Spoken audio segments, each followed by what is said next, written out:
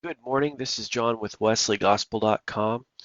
I would like to go over some of the characteristics of Charles Finney's sermons. I just completed my seventh sermon uh, of Charles Finney.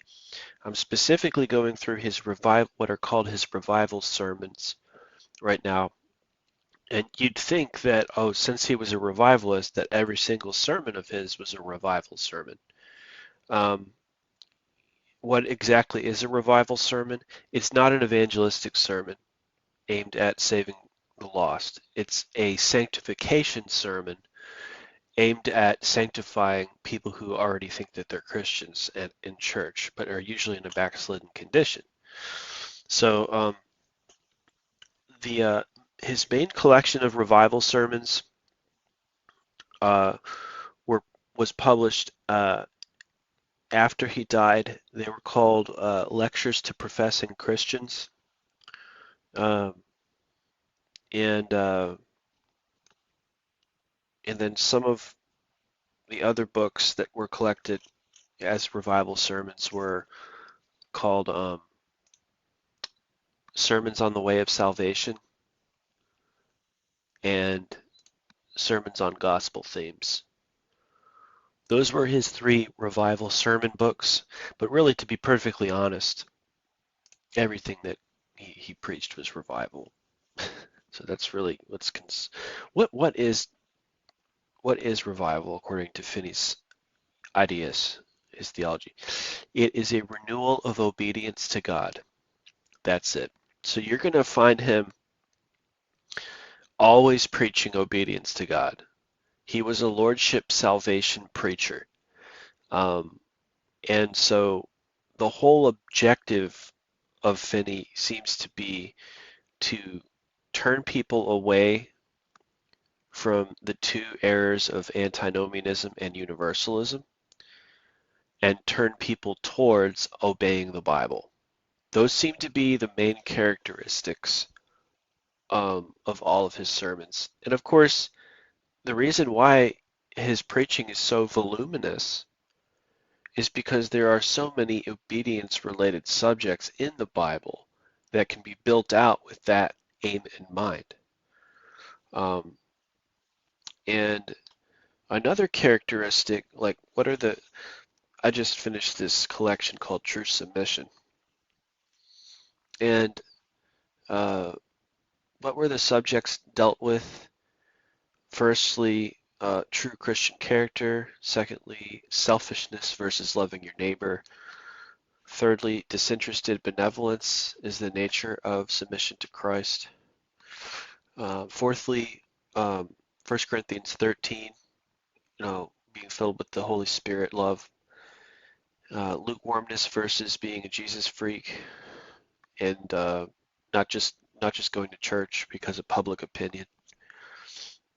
Um, Self-denial is important. Mortification is important to get close to God's Spirit, and then fulfilling the Great Commission. So, as you can see, none of those things deal with the cross of Christ or um, getting saved for the first time and getting baptized. They always have to. They're all about the Christian life. They're all about the sanctification phase of the Christian life, and hence that's what a revival sermon is. It's a sanctification sermon. Another important characteristic of Finney's sermons is that they follow in the tradition of the Puritans in the way that they're structured. He came from a Presbyterian background and apparently just what you know carried that tradition. And what you're going to see, you know, so I mean, if you were to pick up Wesley's sermons or Jonathan Edwards' sermons, you're going to see that they're structured the same way. They usually are structured by 3 or 4 parts in the beginning, almost like a table of contents, and then uh, and usually mentioned in Roman numerals. For example, his sermon on true character has Roman numeral 1, show what is intended by the requirement in the text. So they usually had one Bible verse at the top, right underneath the sermon title, and that Bible verse would represent what the theme of the sermon is. And they would call that the text. Roman numeral number 2, the necessity of this requirement. Roman numeral number 3, the practicability of the duty enjoined. And Roman numeral number 4 gives some directions as to the manner of the performing of the duty. Now, we're talking about this as a duty. We're talking using the word practical, right? That's what Wesley was always about, and Finney's falling in that category of thinking. This is a commandment in the Bible. Let's get practical here. How are we going to do this thing? How are we going to live this thing out? And then he proceeds through a succession of logical arguments to do that. Finney is not in the habit of quoting very much, I've noticed. He will only very occasionally quote from the Bible. He does not quote from other writers very much. He does not drop names very much. It's usually just his own mind doing the talking. So, in that sense, he's not really like Wesley was, where he's just, the difference between Wesley and Finney in the way they preach seems to be that Finney just kind of goes down his own track and lets his mind do the talking, whereas Wesley did that a lot too, but Wesley quoted from a lot of people a lot when he would write out his sermons. And he would quote from the Bible a lot more than Finney did. Like some of Wesley's sermons have like 90 Bible verses quoted in them. And Wesley would also put like Latin expressions and stuff in his sermons, and he would refer to people's names and he would drop names and stuff. Finney's not really in the habit of doing that very much. Finney, I believe, was trained as a lawyer. I don't know if he got his Juris Doctor or not, but he was trained as a lawyer and got saved after that. And so basically that was his seminary, law school.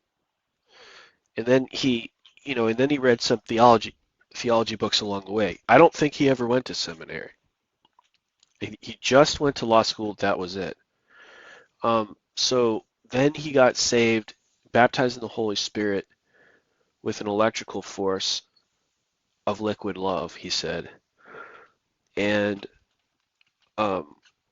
he read a couple theology books along the way, and that's how he formed his theology. I'd like to read more about his life eventually, but he was smart enough in American.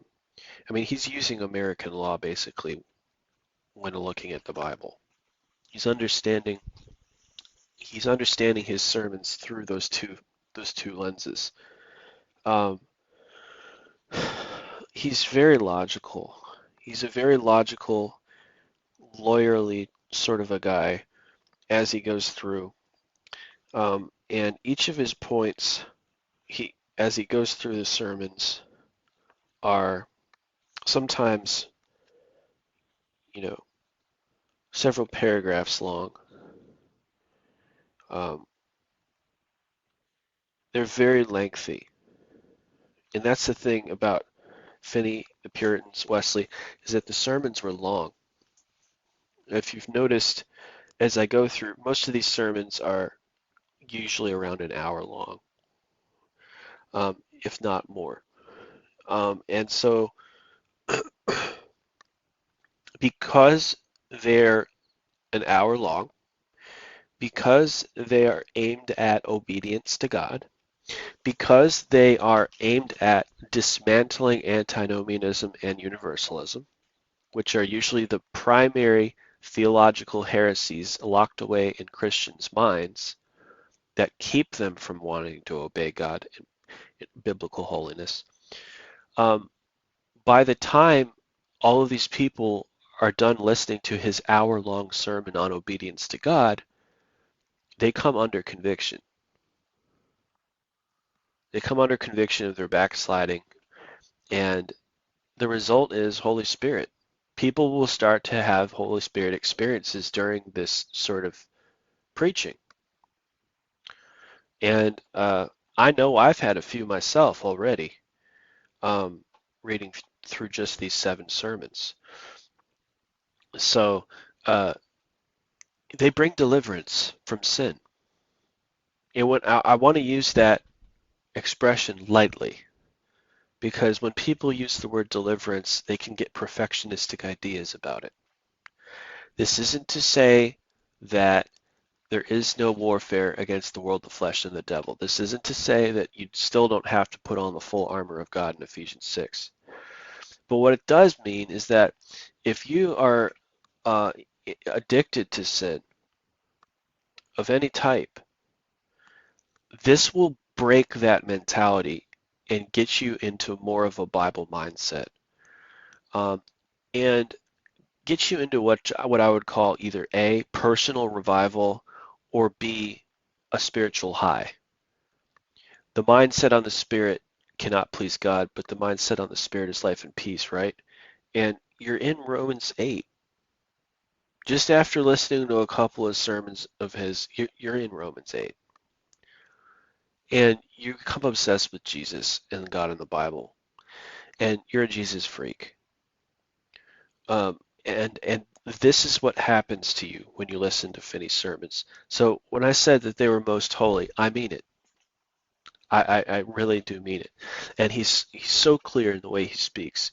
Yes, it's 200-year-old language, but it's not so archaic that you can't make out what he's saying. It's not like listening to Thomas Watson or Thomas Beacon or something, or even Wesley. The language is modern enough, and I'm reading the original texts. The language is modern enough where you can understand it. And after I'm done with the original texts, I'll probably go through the Parkhurst editions later on, which were updated. But I'm still obeying the Leonard Ravenhill dream, which says that I should only read the original texts. But um, this stuff is powerful to bring deliverance from sin. When I say deliverance, again, I'm not talking about Christian perfection. I'm not talking about sinlessness. I'm talking about a spiritual high. I'm talking about personal revival, and you can backslide from it. You can backslide from it. You still have to fight against sin, but that it just becomes easier. You're on a plateau. It's good. It's good. You're up on a high point, and the Lord, these sermons are strong, but a short 15-minute sermon can't do that. They have to be long, and they have to be every day, and they have to be aimed at obedience to God, and they have to be aimed at putting down any ideas that get in the way of obedience to God, whether it be once saved, always saved, whether it be cheap grace, whether it be universalism. But really, once saved, always saved hasn't been mentioned yet. It's just the cheap grace and the universalism that he shoots down occasionally.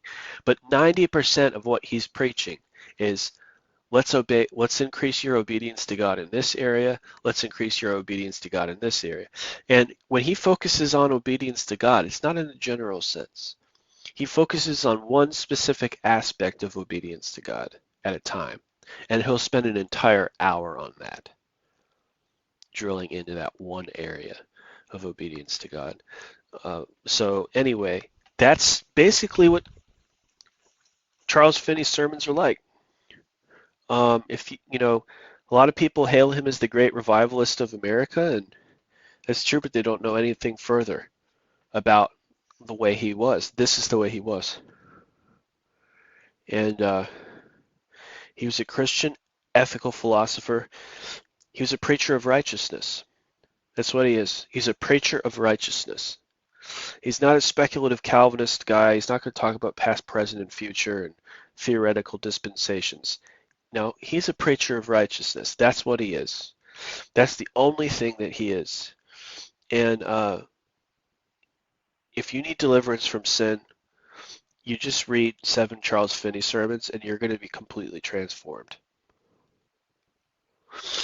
God bless you out there. This is John with WesleyGospel.com.